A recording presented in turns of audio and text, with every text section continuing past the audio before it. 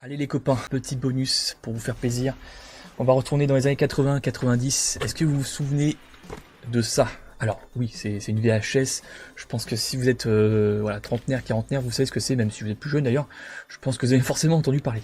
Mais surtout de ça, de Télécassette. Télécassette était un magazine français à l'époque qui sortait.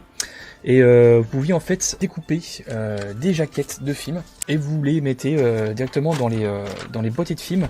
Et souvent de fois, ils vous mettaient des jaquettes de films où le film allait être diffusé durant le mois où le magazine sortait.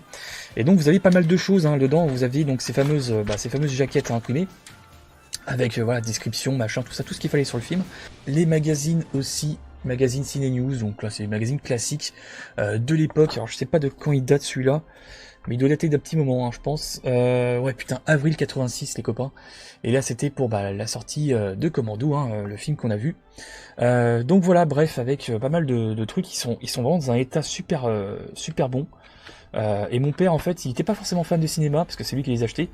Il était fan de Schwarzenegger, parce que mon père, pour tout vous dire, et ça c'est la petite anecdote personnelle, c'est un ancien culturiste, il a eu pas mal de prix d'ailleurs.